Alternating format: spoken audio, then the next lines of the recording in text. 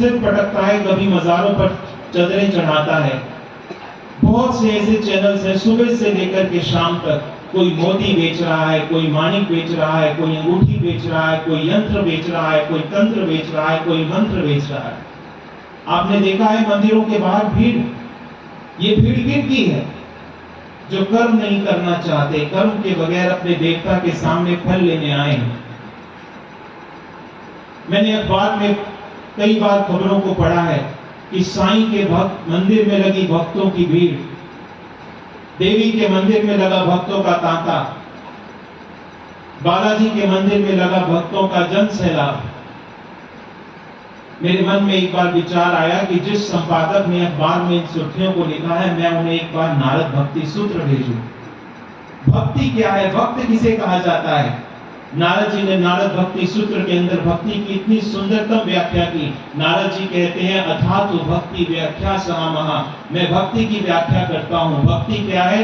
सात्वस्मिन् परम प्रेम रूपा आनंद स्वरूपा यत् लब्धवो पुमान सिद्धो भवति आनंदो भवति तृप्तो भवति यत् प्राप्य न किंचित कामयति न शोचति यद लब्धवा आनंदो भवति तृप्तो भवति।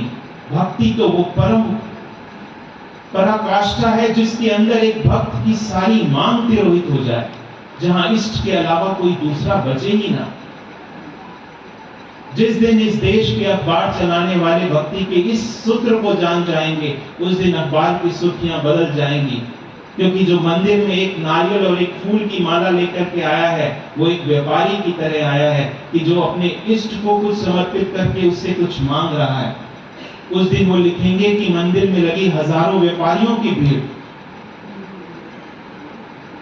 मुझे कई बार हंसी आती है। मैं सुंदर साथ के घरों में भी जाता हूँ। घरों के बाहर सुंदर साथ ने जूते लटकाए हैं, गाड़ियों के पीछे जूते लटकाए हैं। पूछा जाए किस लिए? नजर से बचने के लिए। यदि घर पर जूता लटकाने से और गाड़ी के पीछे जूता लटकाने से नजर से बचते हैं, तो गाड़ी और घर से ज्यादा कीमती तो हमारा जीवन है। तो ये सज्जन अपने गले में जूता लटका करके क्यों नहीं घूमते? यहाँ पर भी जितनी महिलाएं बैठी हैं, सभी महिलाओं ने, अधिकतर महिलाओं ने कहीं ना कहीं कोई काला धागा बांधा होगा। मैंने सुंदर साथ के घरों में देखा है, सुंदर साथ हाथ में देते हैं कि आप बांध दीजिए। मुझे बड़ा आश्चर्य होता है। परमात्मा ने हजारों काले केश के रूप में धागे आपके सिर में दिए। यदि वो हजारों धागे मिलकर के आपकी रक्षा नहीं कर सकते, तो एक काला जड़ धागा क्या करेगा? यही इस समाज की सबसे बड़ी हंसी है। और मुझे बड़ा दुख भी होता है। यजुर्वेद की वाणी कहती है, यजमानस्य पशून् पाहि, कि पशुओं की रक्षा करो, डोंट किल एनिमल्स। और हिमाचल में छिन्नमस्ता का मंदिर है। आप देखेंगे कि देवी के एक हाथ में खड्ग है और एक हाथ में शीश है, जिससे खून की दो धाराएं निकलती हैं। देवी की दो सहेलियां हैं, एक का नाम है जया, एक का नाम है विजया, और उन दो खून की धाराओं से उन दोनों सहेलियों का पेट भरता है। उत्तराखंड में बंगूर काली का एक मंदिर है, जहां पर जब बलि दी जाती है तो एक तालाब खून से भर जाता है। नेपाल के अंदर गड्डी माई में 1 से लेकर 1.5 लाख भैंसों को काट दिया जाता है।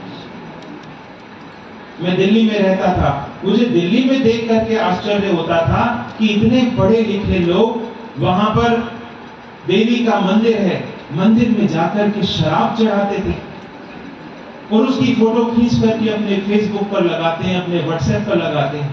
भैरव के मंदिर में शराब चढ़ाई जा रही है, सिगरेट चढ़ाई जा रही है। वेद की वाणी पूछती है कि ये कैसे देवता है, कैसे देवताओं का रूप समाज के सामने हिंदू समाज प्रस्तुत कर रहा है, जो मांस चबाते हैं, जो सिगरेट पीते हैं, जो शराब पीते हैं। यदि यही देवत्व है तो फिर असुरत्व की परिभाषा क्या है? यही इस समाज की सबसे बड़ी हंसी का कारण है। आप विचार कीजिए, इतना बड़ा भारत देश, हूण आए उन्होंने हमें जीता, उन्होंने हम पर राज किया। मुगल आए, उन्होंने हम पर राज किया। अंग्रेज आए, इंग्लैंड कितना बड़ा है, गुजरात से भी छोटा। चंद लोग आए और उन्होंने इस पूरे भारत को कब्जा कर लिया।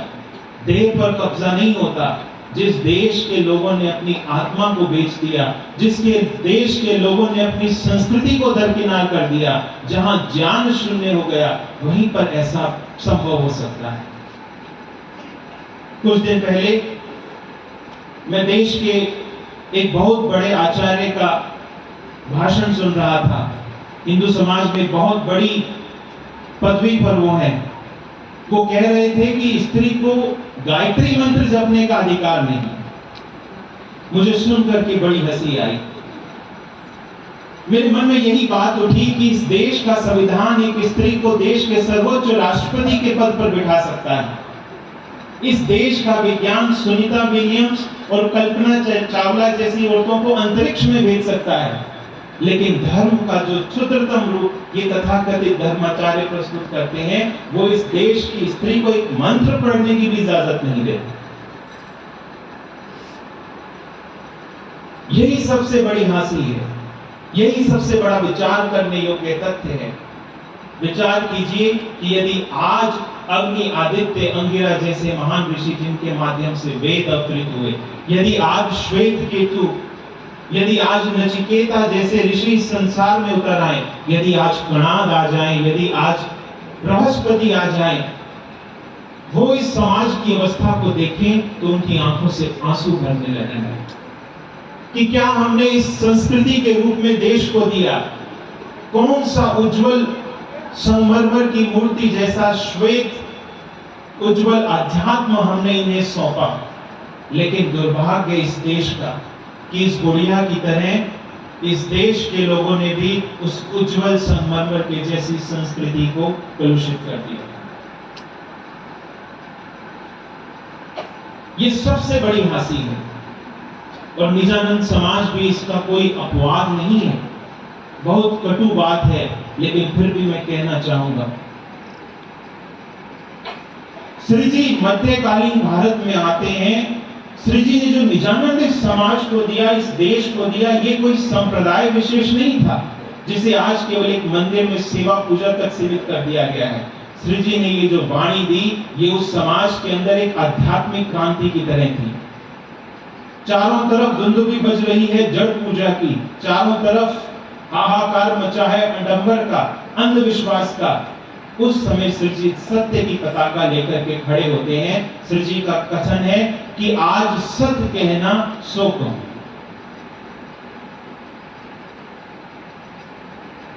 लेकिन वो जो महान विरासत हमें प्राप्त हुई, वो जो महान निजानंद हमें प्राप्त हुआ, बड़े दुख की बात है कि आज वो सिमट करके एक मंदिर की सेवा पूजा तक सीमित रह गया। मैं अमेरिका में गया, वहां पर मेरा प्रवचन था। मुझे बताया गया कि आपका प्रवचन है, लेकिन जब मैं वहां पहुंचा तो सामने वाणी रखी हुई थी। मेरी जेब में रुमाल नहीं था और मैं वाणी के सामने बैठ करके प्रवचन ही कर रहा था। लेकिन सिर पर रुमाल ना हो, कितनी बड़ी बात हो गई। लोग कुछ कुछ कहने लगे। सोनिया जी यहाँ बैठी होंगी, उन्होंने मुझे मैसेज भेजे, क्योंकि उस कार्यक्रम का लाइव प्रसारण हो रहा था। सोनिया जी ने मुझे मैसेज भेजे कि लोग गालियां लिख रहे हैं। मैं यही विचार कर रहा था कि इस समाज के लोग भूल जाते हैं, मेहर सिंहासन बैठत और मेहर चवर सिर छत्र। हर रोज हम गाते हैं कि मुझे तो मेरे धनी ने मेहर के सिंहासन पर बिठाया, मेरे सिर पर आपकी मेहर का छत्र है और आपकी मेहर के चवर मेरे दोनों तरफ डोल रहे हैं। बाले से बुढ़ापे लग मेरे सिर पर खड़े सुभान। जिसके सिर पर सुभान हो, जिसके सिर पर सुभान की मेहर का छत्र सजा हो, वहां पर 2 उंगली रुमाल नहीं रखने से जिनकी श्रद्धा, जिनका समर्पण समाप्त हो जाए, तो वहां विचार करने योग्य बात है कि कौन सी हकीकत और मारिफत की बातों को हम संसार में दावे के साथ कहते हैं। ऐसी अनेक सी बातें हैं। एक कहानी मैंने पढ़ी थी कि यूरोप के एक मंदिर में, यूरोप के गांव में कई सालों से वर्षा नहीं हुई।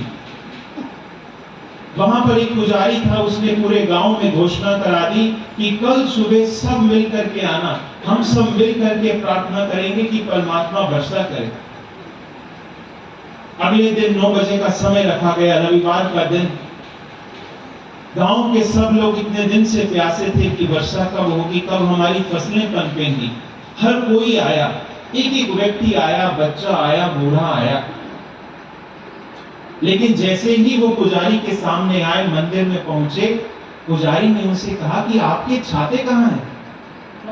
नजदीक छाते?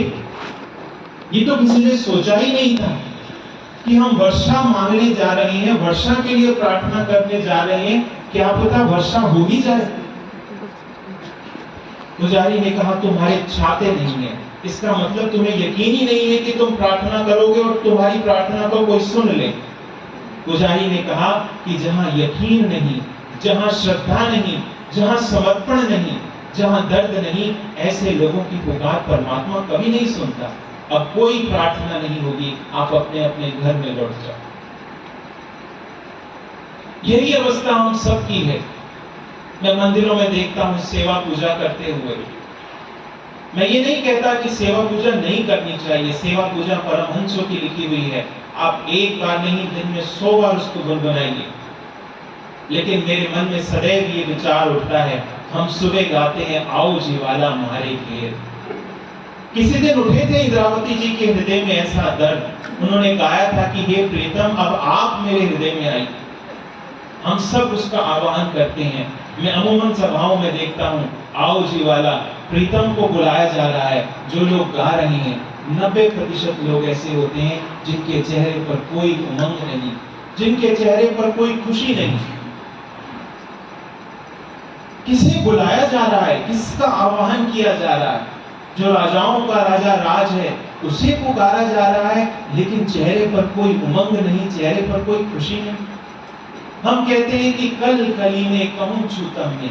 कल कलीने का मतलब क्या है कि हम रो रो करके आपको पुकारते हैं, लेकिन मैं देखता हूं कि किसी की आंखों से एक आंसू भी नहीं बहता, क्योंकि हमने जान लिया है कि वर्षों से हम करते आए हैं, इससे कुछ होना तो है नहीं, लेकिन फिर भी एक परिपाटी है जिस पर सब चलते जा रहे हैं। मैं बहुत बार कहता हूं, सुबह की आरती में हर कोई गाता है सुख का निधान, कि आप सुख के निधान हैं। जुगल पिया जी सो जोड़े दृष्टि, आपसे मेरी दृष्टि जुड़े तो ये सुख का निधान है। लेकिन हमारा जीवन गवाही है, हमारा दिन गवाही है कि 24 घंटे हमारी दृष्टि किससे जुड़ती है, सुख के निधान से या संसार से जुड़ती है। आप बाजार में जिस उमंग से उतरते हैं, कभी आपने विचार किया है कि मंदिर में आते हुए पांव में वैसी गति नहीं होती? सुबह चितवनी में लोग आते हैं थके हारे मांदे, चेहरे पर इतनी उदासी। चितवनी शुरू होती है, कुछ 20-30% लोग पूरी चितवनी तक बैठ पाते हैं।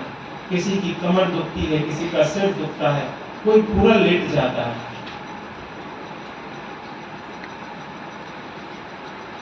सेवा पूजा में हम गाते हैं अद्वैत की लाठी हाथ में लेके सब साथ को करो प्रणाम। इसका मतलब क्या है? दिलीप जी मुझे बता रहे थे कि नेपाल में कुछ सुंदर साथ हैं, उन्होंने अपने घर में वास्तव में लकड़ी की एक लाठी रखी। वो सेवा पूजा करते हैं तो लाठी हाथ में लेकर के सबको प्रणाम करते हैं। अद्वैत की लाठी का मतलब क्या है कि मैं सबको एकत्व की भावना से देखूं। अद्वैत की लाठी को उठाना हर किसी के बस की बात नहीं। अद्वैत की लाठी उठा सकते हैं लालदास, अद्वैत की लाठी को हाथ में ले सकते हैं महाराजा छत्रसाल, जो कहते हैं कि श्री जी जो आप पर ईमान लेकर के आए, छत्ता उस पर अपना तन मन और धन कुर्बान करता है। हम बस गाए जा रहे हैं, एक तोता पाठ हो रहा है, एक रटे जा रहे हैं बातों को, उसमें कोई भाव नहीं, उसमें कोई सार नहीं। किसी दिन उठी थी महाराजा छत्रसाल के हृदय में उमंग, उन्होंने पहचाना था अक्षरातीत को। उन्होंने गाए थे पद आरती करत श्री जियावर रानी, उन्होंने कंचन थाल सजाए थे। कुछ दिन पहले एक कार्यक्रम था, उस कार्यक्रम में लोगों ने मुझसे पूछा कि जिस दिन पाठ की पूर्णाहुति होती है उस दिन एक मुखी आरती करनी चाहिए या 5 मुखी आरती करनी चाहिए। एक बार आरती करें, 3 बार करें कि 5 बार करें। अब उसमें बूढ़ी महिलाएं हैं 70 साल की, जो 50 साल से गा रही हैं हर रोज सेवा पूजा में। मैंने उन्हें कहा कि यहाँ एक मुखी आरती, 5 मुखी आरती, 1 बार, 5 बार, 10 बार से कोई फर्क ही नहीं पड़ता। तन दीपक मन ज्योति करो, प्रेम घृत लो जाए। यहां तो तन को दीपक बनाना पड़ता है, मन की ज्योति बनानी पड़ती है। आपने कपास को देखा है? कपास खेत में खिलती है, लेकिन कपास के उस फूल को सबसे पहले उस डाली से खींच करके जुदा कर दिया जाता है। फिर उस कपास के पोहे से उसके बीजों को जुदा किया जाता है। फिर उस कपास को पीटा जाता है और फिर उसको वलेट करके एक ज्योति बनाई जाती है। संत सासना सहत है जैसे सहत कपास, संत सासना सहत है जैसे सहत कपास। कि जो इस तरह से अपने मन के सारे जीव के सारे विकारों को बीज की तरह जुदा कर दे, जो उसे धुन दे, जो उसे वलेट करके ज्योति बना दे, उसकी यहाँ पर सचता है फल। और उसके बाद भी जो उसमें डाले प्रेम रूपी घृत, तब जाकर के कोई आरती होती है उस जियावर की। यदि हमने ऐसा दीपक बनाना नहीं सीखा, यदि हम उस साहिब से जियावर का संबंध ही ना जोड़ पाए, तो सारे कंचन थाल सूने रह जाएं। जिस बाहरी पूजा की तरफ हम अग्रसर हो रहे हैं, वो श्री जी की विचारधारा के बिल्कुल विपरीत है। यही तो सारा झगड़ा था। श्री जी लाठी बंदर में जाते हैं, श्री जी नलिये में जाते हैं, सूरत में जाते हैं। विरोध क्या था? सबकी यही तो श्री जी से एक बहस थी कि आप हमारी तरह गेरुआ नहीं पहनते, आपके गले में हमारी तरह तुलसी की मालाएं नहीं है, आपने चंदन तिलक नहीं सजाए, आप हमारी तरह श्रृंगार नहीं करते, आप हमारी तरह द्वादशी के व्रत नहीं रखते, आपका जो भोजन है उसको चोखा नहीं दिया जाता, आप दिन में 7 बार स्नान नहीं करते। यही तो श्री जी ने कहा कि चाहे द्वादशी के कितने व्रत कर लिए जाएं, कोई बढ़ाओ कोई मुढ़ाओ, कोई खींच काटो केस, कोई व्रत करो द्वादश के, कोई सीखो संस्कृत, कोई साधो जोगारम, 4 बार चौका देओ, 7 बार स्नान करो। श्री जी कहते हैं कि ये जो सब कुछ है ये शरीर तक सीमित है। श्री जी ने कहा अध्यात्म का जो सारा केंद्र है वो मन पर केंद्रित है। मनुआ दिए बिन हाथ न आवे, सत की बड़ी ठुकराई। ये सारा खेल ही मन का है, लेकिन हम ढूंढते हैं उसको बाहर। बाहर झाड़ी पर एक फूल खिला है, गुलाब के फूल को हम तोड़ लाते हैं, अर्पित करते हैं राज्य को, लेकिन हम कभी ये विचार नहीं करते कि मनुष्य की झाड़ी पर भी एक फूल खिलता है, उस फूल का नाम है प्रेम। किसी दिन तो उस प्रेम को अर्पित किया जाए। हमारे मन में कभी ये विचार नहीं आता है। यही सबसे बड़ी हासी है। इतना ज्ञान मिलने के बावजूद आज भी समाज वही खूंटों से श्री जी ने जिन्हें हमें मुक्त किया, उन्हीं खूंटों पर जाकर के हंसी हंसी अपने आप को बांधने के लिए तैयार है। यही सबसे बड़ी हासी है। साथ संबंधी चेतियो ये हासी का है। श्री जी ने जो उज्जवल विचारधारा हम सबको दी है, आज आवश्यकता है कि हम सभी सुंदर साथ मिलकर के उस विचार की रक्षा करें। वो जो महान विचार है, वो जो महान विरासत है, वो हमारे हृदय में सुरक्षित रहे। एक और छोटा सा उदाहरण मैं आप सबको देना चाहूंगा कि एक अंधेरी रात में एक छोटी सी झोपड़ी के अंदर घनघोर अंधकार था। प्रकाश की आवश्यकता थी। प्रकाश कैसे पैदा हो? एक दंपत्ति उसमें रहता था, महिला और पुरुष। उनके 3 बेटे थे। पहले बेटे ने सोचा कि मेरे पास प्रकाश को करने का उपाय है। उसने एक कागज लिया, एक कलम ली, बाहर चंद्रमा की रोशनी में गया, उसने कागज पर लिखा दीपक और उस दीपक को लाकर के झोपड़ी में टांग दिया। क्या झोपड़ी में प्रकाश होगा? नहीं होगा। दूसरा बेटा और अधिक समझदार था। उसने अपने रंग उठाए, उसने भी एक कागज लिया, वो बाहर गया, उसने दीपक की आकृति बनाई जिसमें से बहुत प्रकाश निकलता था। वो उस चित्र को लेकर के आया, उसने झोपड़ी के एक दीवार पर उस चित्र को सजाया, लेकिन फिर भी झोपड़ी में प्रकाश नहीं हुआ। पिता बहुत बुद्धिमान थे, उन्होंने बहुत शास्त्र पढ़े थे। पिता ने दीपक की चर्चा आरंभ की, दीपक के विषय में 1 घंटे तक व्याख्यान दिया, लेकिन क्या झोपड़ी में प्रकाश होगा? नहीं होगा। फिर जो मां थी वो संगीत में बहुत निपुण थी, उसने फिर एक राग सजाया, उसने संगीत की महिमा गाई, दीपक की महिमा गाई, दीपक पर एक भजन बनाया, लेकिन फिर भी झोपड़ी में प्रकाश नहीं हुआ। लेकिन एक अबोध बालक था, वो सोचते थे कि ये तो अबोध है, इसे कुछ समझ नहीं। वो अबोध बालक उठता है, एक दिया उठाता है और उसको रोशनी से जला देता है, तुरंत झोपड़ी में प्रकाश हो जाता है। न नाम से प्रकाश होगा, न चित्रों से प्रकाश होगा, न बड़े बड़े व्याख्यानों से प्रकाश होगा, और न ही संगीतमयी धुनों से प्रकाश होगा। प्रकाश होगा जब हम अपने हृदय में उस दीपक को प्रज्वलित करें। मैं आप सभी सुंदर साथ से आह्वान करता हूं इस कार्यक्रम के माध्यम से कि 7 दिन के बाद आप अपने अपने घरों में लौट जाएंगे। हम सब के ऊपर एक ऋण है श्री जी का। वाणी कहती है, किन बदबोए में होते अब आई कौन खुशबोए, कि तुम कहां थे, तुम्हें खींच करके कौन कहां ले आया। लेकिन एक परंपरा जो मैं देखता हूं, साधारण रूप से सुंदर साथ जुड़ता है, उसके मन में वाणी के प्रति आकर्षण है, वो वाणी की बातों को चित्त देकर के सुनता है, लेकिन धीरे धीरे सबके मन में कठोरता आती जाती है। मैं अनेक ऐसे सुंदर साथ को देखता था, जब चर्चा होती थी तो उनकी आंखों से आंसू बहते थे। अब उन सब की आंखों के आंसू सूख गए, अब प्रेम विदा हो गया, क्योंकि दीपक का नाम लिया गया, दीपक के चित्र बनाए गए, दीपक पर बड़े बड़े व्याख्यान हमने दिए, दीपक पर हमने बहुत भजन गाए, लेकिन एक भूल जो हुई, दीपक को हृदय में प्रज्वलित करना हम भूल गए। दीपक को हृदय में प्रज्वलित करने का मतलब क्या है कि जो सिद्धांत हैं उनको हम अपने जीवन में उतारें। जब श्री जी पहुंचते हैं जयराम भाई कंसारा के यहाँ पर, श्री जी जयराम भाई कंसारा को कहते हैं कि बोए न आवत तुम में, ना चर्चा न चितवन। श्री जी जयराम भाई कंसारा से कहते हैं कि जयराम तुम्हारे अंदर से मुझे कोई सुगंधी ही नहीं आ, वो सुगंधी जो तुमने देवचंद्र जी जैसे चंदन के साथ रह करके समेटी, तुम्हारी वो सुगंधी खो गई। तुम्हारे जीवन से अध्यात्म की कोई किरणें नहीं निकलती, तुम्हारे जीवन से कोई प्रेम की सुगंधी पैदा नहीं होती। मुझे भी कई बार ऐसा लगता है कि ज्ञान की बातों को अधिक सुन करके हमारे जीवन की सुगंधी खो जाती, क्योंकि ज्ञान को हम केवल कंठ तक सीमित रखते हैं।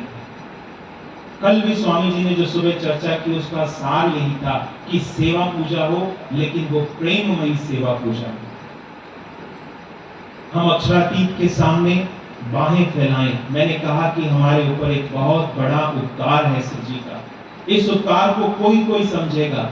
मेरठे में श्री जी आते हैं, हजारों सुंदर साथ की भीड़ लगी है राजा राम जहांजन भाई के यहाँ पर, लेकिन एक ललिता सखी तो खड़ी होती है और वो हाथ उठा करके कहती है, कोटि बेर ललिता कुर्बानी। कि श्री जी आपने जो अध्यात्म दिया, आपने ये जो ज्ञान मुझे दिया, आपने जो मेरी आत्मा को निर्मल किया। ललिता सखी कहती है कि करोड़ों जन्म मिले, मैं करोड़ों बार ललिता बनूं और करोड़ों बार आप मेरे सहायक बनकर के मेरी चौखट पर आए। ललिता सखी हंसते हंसते आप पर अपना जीवन न्यौछावर कर।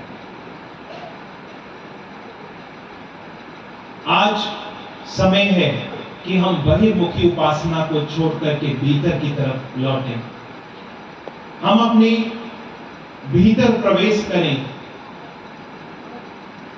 श्री जी ने जो हमें ऊंचा ज्ञान दिया है, उस ज्ञान को अपने जीवन में उतारें। अनेक हमने दीपक जलाए, अब हम एक दिन श्री जी के आगे झुके, श्री जी से यही मांगे कि श्री जी आपका बहुत बड़ा उपकार, आप मुझे इतना सामर्थ्य दो कि मैं अपने तन को दीपक बनाऊं, अपने मन की ज्योति बनाऊं और अपने प्रेम रूपी घृत को उसमें डालूं। एक रात ऐसी भी आए जब हम बैठे हों श्री जी के सामने, मांगे उनसे कि श्री जी आपकी अपार अनुकंपा, मैंने फूल तो आपको बहुत चढ़ाए, अब आप मुझे ऐसा सामर्थ्य दो कि मैं अपनी झाड़ी पर जो प्रेम रूपी पुष्प चढ़ता है उसे आप पर चढ़ा। हम श्री जी के सामने नतमस्तक हों, हम उनसे कहें कि श्री जी आप हमें भी वो सामर्थ्य दो जो एक दिन देवचंद्र जी के मध्य उतरा था, जब हजारों कई सैकड़ों किलोमीटर के दायरे को देवचंद्र जी ने हंसते हंसते कहा था कि मैं पैदल चला आऊंगा अपने पांव से। हम भी श्री जी से मांगे कि श्री जी हमें ललिता सखी जैसा समर्पण दो, हमारे हृदय से भी लालदास जैसी सुगंधी पैदा हो, हमारे जीवन से भी महाराजा छत्रसाल जैसा समर्पण पैदा हो। यदि हम